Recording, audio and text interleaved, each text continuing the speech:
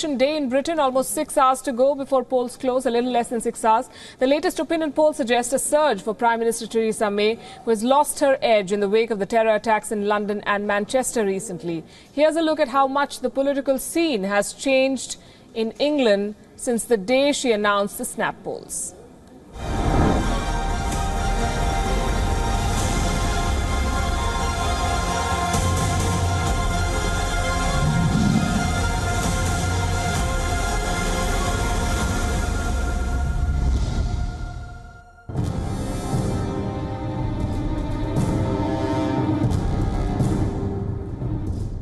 I have, throughout my many years in politics, I've always been very clear.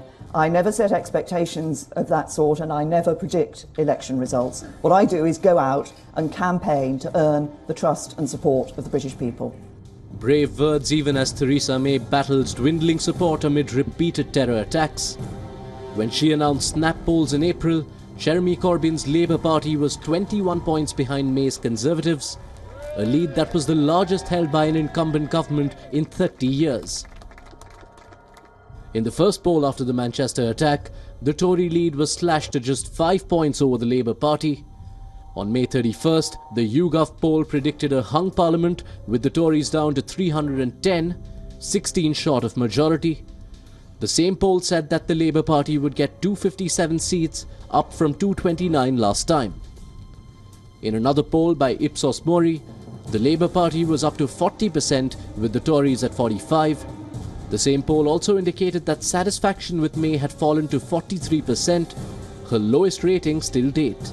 A latest YouGov poll published on the 5th of June shows that Theresa May might fall short of a majority by 21 seats. The betting market too says the polls are getting too close to call. Bookmakers Ladbrokes said last week that the Conservative Party was still favoured to win despite the polls narrowing between the government and the opposition. But there is growing support for a shock Labour win. A couple of weeks ago you could have got 1 to 50 on the Tories, so they are drifting like a barge right now, and that's because all of the momentum is with Labour and Jeremy Corbyn. Loads and loads and loads of punters are piling in thousands of pounds on Jeremy Corbyn, causing the biggest political upset we've seen in many, many years. By all counts, Theresa May is slowing down, and significantly so. Do the recent terror attacks have anything to do with it? There are no clear indications on that count, but terror impact or not, the Labour Party is wasting no time in rubbing it in. The cynics started this election by saying nothing can change, nothing can alter, nothing can happen. And you know what's happened? Thousands and thousands and thousands of people have come into our campaign offices, met up with our candidates and got out there door knocking, donating small sums of money to the Labour Party. There are dissenting voices from even within her own party. David Cameron's former policy guru Steve Hilton has called for her resignation. In a tweet he said, Theresa May is responsible for security failures of London Bridge, Manchester and Westminster Bridge. She should be resigning, not seeking re-election, unquote. Clearly, it's an embattled Theresa May who heads into this election. Will she still manage to pull through convincingly, or will the Labour Party end up with a shock win? The world will soon know. Bureau Report, WION. So what are the people in Britain voting for? What is the biggest issue for them, and how much has the terror attacks coloured the picture for the electorate? We spoke to some of them. I did think about Brexit, the environment, the economy as well, inequality. Jeremy Corbyn is fair, honest, brilliant. He cares about everybody. He thinks that we need good housing, healthcare, education for everybody. I voted Remain. It didn't work it. Much as no one did not come up with any specific answer, but I have to vote someone. Jeremy is a very nice guy, and he got good policy. Because of that I'm voting for Labour. And since I came in this country I'm voting for Labour. And joining us now, with me in the studio, Ran Chakrabarti. He's a lawyer and a UK resident currently in New Delhi. Good to have you on the show. And here in the studio, Shivshankar Mukherjee, former ambassador, joining us from New Delhi. Mandy Clark, WION's London bureau chief, will also be joined by Giles Kenningham. He's the former director communications of the Conservative Party. Will be with us from London. Hello to all of you.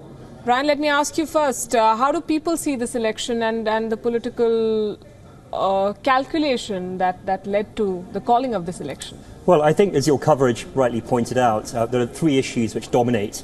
Brexit, terror, and I think Labour have done a very good job in bringing back social services into the political battleground.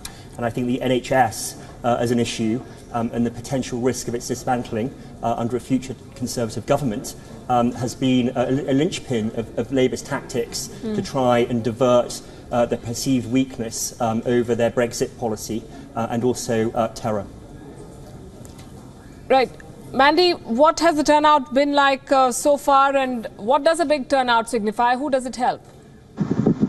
Well, it's hard to know. It depends on the group of people that are turning out. So young people are really seen as backing the Labour Party. And so if young people have been mobilised en masse, certainly a lot of them registered to vote. But if they in fact show up in the ballot boxes, it could be a big gain for the Labour Party.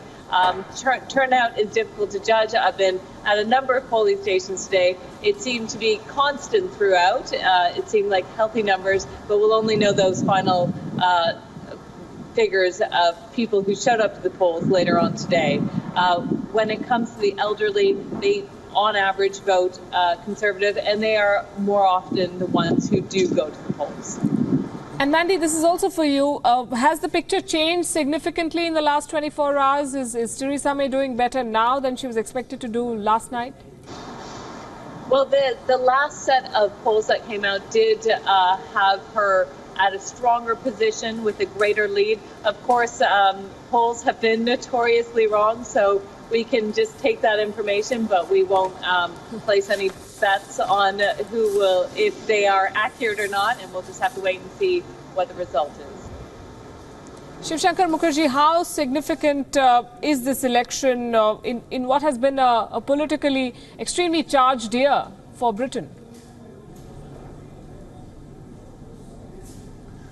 Well, it's extremely significant for Britain, for the UK, and for its relationship with Europe, because Brexit, after all, is the main theme of this election, the reason that Theresa May, as Prime Minister, called for the snap poll. But if your question was related to the relationship with India, then it's of very little consequence. I mean, we've had reasonably warm relations with the present government. There have been a lot of high-level exchanges. We've had similarly a very stable, good relationship over the last few years with the United Kingdom, and regardless of which way this particular vote goes, that's not going to change. So the significance of this is entirely UK-centric. It will depend on whether Theresa May's hands are strengthened. I think she made a pretty bad miscalculation in calling for these polls. She was leading by 21 points. Labour was in a shambles. She thought she could strengthen herself within the party by these elections. What she forgot was that a week is a very long time in elections, and a couple of months is a lifetime in politics, not just a week. Let me ask Ryan this. Do you believe it was a miscalculation, calling election at the time when she did? Well, I think at the time, rationally, it would have seemed a very astute thing to do. She just pushed through Article 50 through Parliament. She did have the sense of the majority of the people behind her. The opinion polls were showing unprecedented support for her, the likes that the Conservative government hasn't seen since Margaret Thatcher. All of the indicators were suggesting that she would win, not just a majority, but also quite a landslide of a majority. Many commentators in the UK were suggesting that she could even win a 100-seat majority. But I think we've seen, as I think we've discussed a moment ago, a week is a very, very long time in politics. And certainly over the last 3 weeks, we've seen this enormous swing away from the Conservatives, in particular on social media, and back to Corbyn. And the idea of Corbyn coming out and fighting for his principles, I think he's been very, very effective in doing that. And I think it's extraordinary when we see Theresa May, having been interviewed recently in many debates. She doesn't look the kind of sort of solid, dependable, confident person she thought she was in the past. And I think there's been a noticeable decline in confidence. And I think the Conservatives are probably rattled at this moment in time. Right. Mandy, one of the headlines described her as boring, which is interesting for the incumbent Prime Minister, and saying that she has nothing new to say. What is Theresa May paying the price of, if she is indeed? Is it because of anti-incumbency? Is it because of factors she couldn't help? I mean, no Prime Minister, well, you could argue, but these were terror attacks beyond her control. Or is it that the underdog has performed very well beyond expectations? Well, first of all, it's not necessarily bad to be boring in politics. You know, Angela Merkel is always accused of being boring. But quite frankly, she's one of the longest-running heads of state. So being boring, not necessarily bad, but it's being seen as solid and dependable. And I think that's where Theresa May has lost a lot of support, because she's done these policy U-turns. They gave their social care policy, and then the press slammed it, calling it a dementia tax, and then she did a U-turn. She said she wasn't going to do a snap election and then changed her mind. And so it's this inconsistency, I think, that's been most damaging to her. Of course, the terror attacks happened in the middle of this general election campaign. And then it brought back the focus on her past record as Home Secretary, when she made those big policing cuts and numbers. And it put into question if the Conservative Party is really tough on terror. Shivshankar Mukherjee, how do the two frontrunners compare, Theresa May and Jeremy Corbyn, when it comes to their personality and the public perception of them? Well, interesting question. I think shorn of complication, if you take a very straightforward look at exactly what's happened over the last few weeks of campaigning, a pretty lackluster campaign on the side of the Conservatives. You know, let us assume that the result shows that Theresa May gets a pretty good majority. Even then, I don't think this is the result that she would be happy with, because A, it doesn't mean anything as far as the negotiations with Europe are concerned. That stands on its own feet, regardless of her majority. But on the other hand, Labour, which some time ago was in an absolute shambles, Jeremy Corbyn, who was facing revolt after revolt within the ranks of his own party, today, in the course of this campaign, stands out as probably a better statesman than Theresa May. I mean, he's being talked about very, very favorably in editorials. His speeches are being talked about as being more, in tune with Britain's national interest and so on. So while she may win, she's actually strengthened the Labour Party. She's strengthened Jeremy Corbyn. Right. Since we're talking about the candidates, let's take a quick look at the four key contenders here. Of course, two are the front runners. Theresa May, to start with, she's cultivated, as Mandy was saying, an image of political dependability and unflappability. As Home Secretary under David Cameron, she was deemed tough and competent. She's also been described as a quote-unquote a bloody difficult woman by some. She's described as rigid and inflexible on matters like immigration. The underdog we were talking about, the Labour leader Jeremy Corbyn, her rival and chief of the Labour Party. He's a veteran socialist known for his integrity, frugal in his habits, a vegetarian, we are told. He believes in nationalising the railways in the UK. He's against nuclear weapons and nuclear power. Nicola Sturgeon, she is leading the SNP into a fourth election now, Scotland's Deputy First Minister and Health Secretary, pushing for Scotland to remain in single British market, and she wants a second Scottish independence referendum. That's something that the two leaders met about recently. And Tim Farron, Liberal Democrat, supports single market, wants second Brexit referendum. He backed the Leave campaign last year. These are the people we're talking about. And the voters, Ryan Chakrabarti, we spoke about Brexit. Are voters in England resigned to Brexit, which is why they're focusing on other matters, national security, health, economy? Well, I think that's a fair comment to make, and given that the major opposition party, the Labour Party, are not offering a credible alternative to Brexit, I think we are resigned to the reality of that occurring over the coming years. What I would say, though, is that the charge that the Conservative Party make against Labour, that Labour are not competent in negotiating Brexit, could slightly backfire. In my view, I think the relationship between the Conservative Party and Europe is a toxic one. And I think it's inevitable that should we see a Tory victory, I think that heels are going to be dug in on both sides of the coin, and it's very, very unlikely that we will see a negotiated settlement with Europe.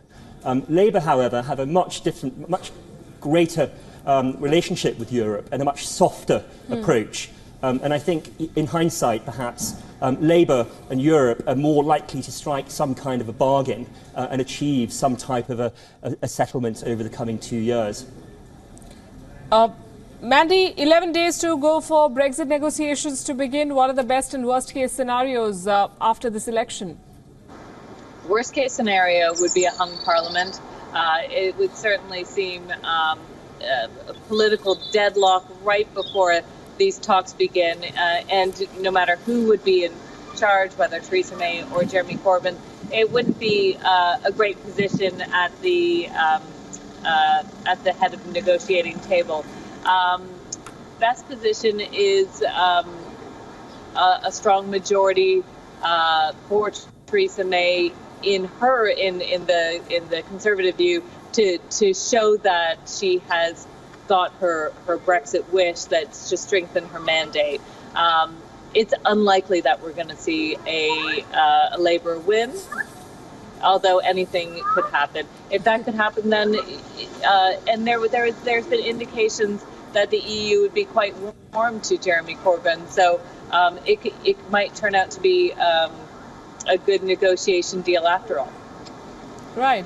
Shiv Shankar Mukherjee, I also want to talk about the record number of Indian contenders at a time when anti-immigration sentiment is being whipped up. This is an interesting paradox.